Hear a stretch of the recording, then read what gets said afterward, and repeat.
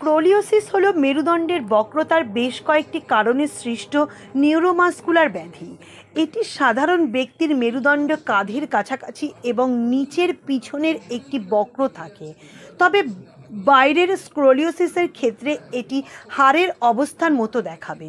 মেরুদণ্ডের ত্রিমাত্রিক প্রান্তিককরণ যা একটি বক্ররেখা সৃষ্টি করে স্ক্রোলিওসিসের অন্যতম প্রধান লক্ষণ। স্ক্রোলিওসিস সাধারণত 10 থেকে 15 বছর বয়সী শিশুদের ক্ষেত্রে ঘটে। এটি প্রাপ্তবয়স্কদের পাশাপাশি শিশুদের ক্ষেত্রেও ঘটে। স্ক্রোলিওসিস 15 ডিগ্রি বা 50 ডিগ্রির মতো বেশি মেরুদণ্ডকে বক্ররেখা বর্ণনা করতে পারে। বক্ররেখা মেরুদণ্ডের বিভিন্ন পয়েন্টে ঘটতে পারে, যা পেলভিসকে বা প্রধানভাবে বাঁকাতে পারে। স্ক্রোলিওসিস হলো একটি প্রগতিশীল ব্যাধি, সুতরাং অবস্থা নির্ণয়ের সাথে সাথে স্ক্লেরোসিসের চিকিৎসা করা অপরিহার্য।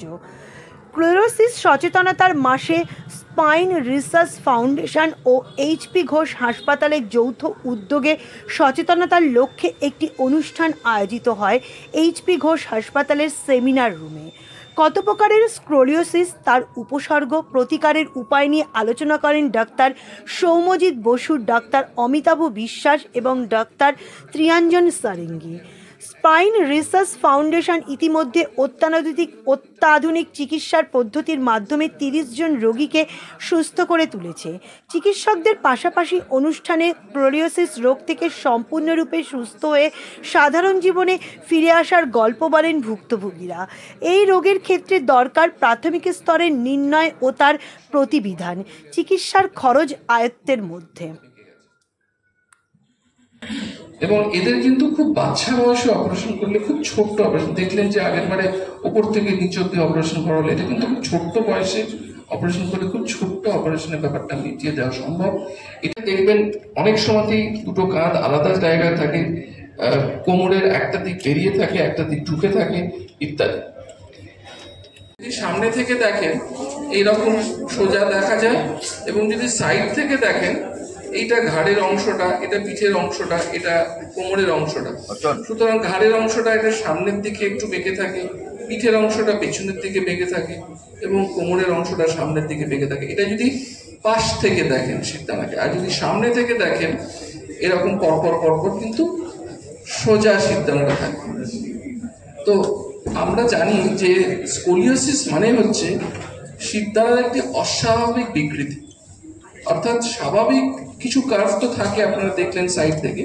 অস্বাভাবিক বিকৃতি হতে পারে 3 ধরনের, যেটা অমিতাভ আমার সভাপতি একটু আগেই বললেন। সেটা হচ্ছে জন্মগত, যেটা কনজেনিটাল, ইডিওপ্যাথিক। ডাক্তারি শাস্ত্রে ইডিওপ্যাথিক কতটা মানে হচ্ছে যে এর সঠিক কারণ কিন্তু জানা যায় না, we don't know the exact reason of this curve, তো সেই জন্য এটাকে ইডিওপ্যাথিক বলা হয়। এবং কিছু কিছু ক্ষেত্রে এটা নিউরোমাস্কুলার অর্থাৎ নার্ভ বা মাসলের কোনো রোগের জন্য হয়, সেটাকে আমরা নিউরোমাস্কুলার বলি। তো সবচেয়ে বেশি কিন্তু অদ্ভুত হচ্ছে কারণ জানা যায় না। বেশিরভাগ স্কোলিওসিস যারা বাচ্চাদের আসে তাদের কিন্তু এক্স্যাক্ট সঠিক কারণটা জানা যায় না, সেই জন্যই এখন ইডিওপ্যাথিক বলা হয়। এবং ইডিওপ্যাথিকের ছেড়ে যদি আপনি জন্মগতটাতে আসেন, জন্মগত হয়তো 10টা স্কোলিওসিস বাচ্চার মধ্যে হয়তো 2 জনের জন্মগত হয়, 1 জনের হয়তো নিউরোমাস্কুলার হয়, 7 জনেরই কিন্তু ইডিওপ্যাথিক হয়। And we are so happy to see him here straight away. মার সঙ্গে চলে এসছে, আমরা সত্যি কৃতজ্ঞ। সেটা আমার কাছে অনেক বছর আগে অপারেশন করেছিল, কিন্তু সেটা লেডি ব্রাহ্মণী যখন পড়ে তখন আমি একদিন একটি মেল করেছিলাম যে আমার বহু পেশেন্টের কাছ থেকে প্রচুর অনুরোধ পাই যে আমরা একটা হোয়াটসঅ্যাপ গ্রুপ করবো, কি একটা অ্যাওয়ারনেস প্রোগ্রাম করবো, তুই আছিস তো? She immediately wrote back to me, yes, I am there. Please tell me whatever I have to do. I will be very grateful to do so. তো সেটাও আজকে কালকে প্রীতি আমার অ্যাডমিশন আগে ফোন করেছিল, চলে এসছে। আর ফাইনালি মৈত্রীক এটা আছি আগে থেকে। তো গতই বছর আমার অপারেশনটা হয় জুন মাসে। তারপর থেকে 1 মান্থ অবধি আমার সব রেস্ট্রিকশন ছিল, স্কুল যাইনি বা কোনো খেলাধুলা করতে পারিনি, কোনো স্পোর্টস কিছু করতে পারিনি। তো আমায় বলা হয়েছিল ফার্স্টে যে 3 মাস পর বা 4 মাস পর জয়েন করতে হবে। বাট যখন আমি আফটার 2 মান্থ গেলাম চেক আপে, তখন আমায় বাসু স্যারই বললো যে এখনো স্কুল জয়েন করিসনি কেন, অনেক বছর অনেক দিন তো হয়ে গেল, এখনো কেন জয়েন করিসনি? বললাম না ঠিক আছে তাহলে জয়েন করতে দেবে। হ্যাঁ। তো যাই হোক, তখন থেকে তারপর থেকে তো আমি স্কুলে ক্রিকেট টুর্নামেন্টও খেললাম। রিসেন্টলি সুইমিং কম্পিটিশনও আছে সামনে, সুইমিং করি রোজ। তো কোনো রেস্ট্রিকশনস নেই আপাতত, অনেক বেটার আছে আগের থেকে এখন। বিকজ আমি ফার্স্ট ডায়াগনোসিস হয়েছিল আমার 2013। তো অ্যাট দ্যাট টাইম আমি 11 ইয়ার্স ছিলাম। অ্যান্ড যখন আমার বাবা আমাকে আর কি মানে before coming to doctor Basu আর কি প্রচুর অর্থোপেডিক ডক্টরস দেখানো হয়েছিল, বিকজ অনেস্টলি স্পাইনের যে আলাদা ডক্টর আছে সেটারই আমার কোনো আইডিয়া ছিল।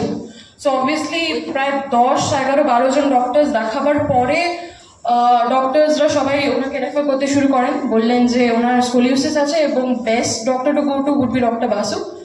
তো আফটার মানে ডক্টর বাসুকে কনসাল্ট করার পরে যখন ফাইনালি আমরা মানে ফুল ডায়াগনোসিস হলো, জানা গেল যে এটা স্কোলিওসিস অ্যান্ড মানে সার্জারি প্রয়োজন।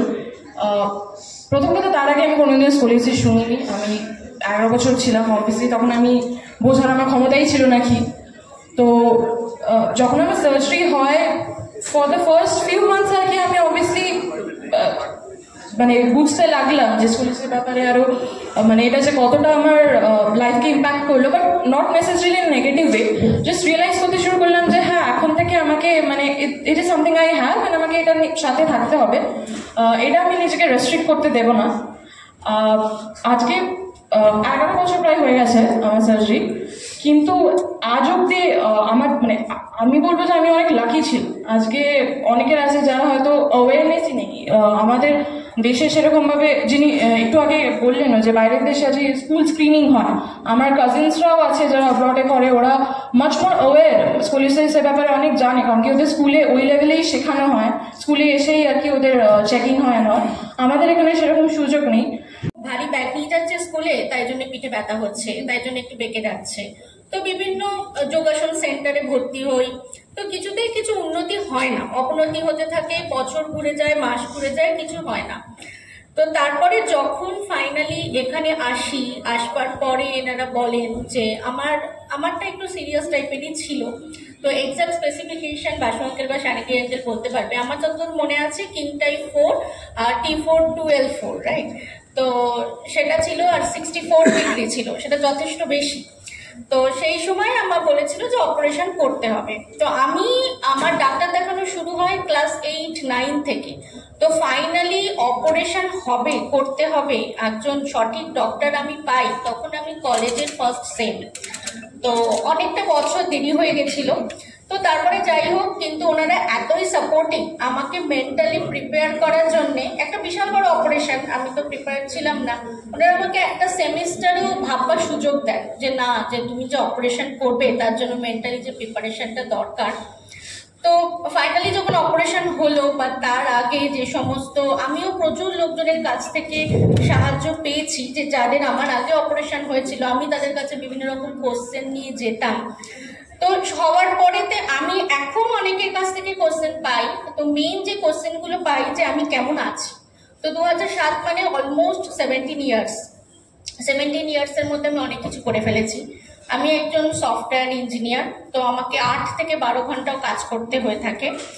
আমি কর্মসূত্রে বিভিন্ন টাইমে মানে অলমোস্ট যবে থেকে চাকরি পেয়েছি, 2011 সালে আমি চাকরি পাই, তবে থেকে আমি বাড়ির বাইরে দেশের বাইরে, আমি টেক্সাস, লন্ডন বিভিন্ন টাইমে একা ছিলাম। তো একা থাকতে হলে আপনারা বুঝতে পারছেন যে কতটা নিজেকে নিজে সাপোর্ট করতে হয়। তো সেখানে আমার কোনোটাতেই অসুবিধা হয়নি। তো ডক্টর আঙ্কেলরা সব সময় আমাকে মনে সাহস জুগিয়ে যেত। প্রথম ভয় লাগতো যে একটু পিঠে ব্যথা করছে, এটা কি তাহলে স্কোলিওসিসের ব্যথা হলো? তো প্রতিবারই যখন এখানে ছিলাম ওনাদের কাছে চেক আপে আসি, ওনারা দেখিয়ে দিতেন যে কিসের ব্যথা, কেন হচ্ছে। নর্মালি একটা সার্টেন এজের পর অনেক রকম ব্যথা হয়, বাট আমার যেহেতু অপারেশন হয়েছিল আমি সবসময় ওটার সাথে রিলেট করতাম, বাট ফাইনালি দেখা যেত ওটার সাথে রিলেটেড নয়। রোজ এক্সারসাইজ, ডেলি এক্সারসাইজ এক্সেট্রা এসব করে আমি ভালো আছি বা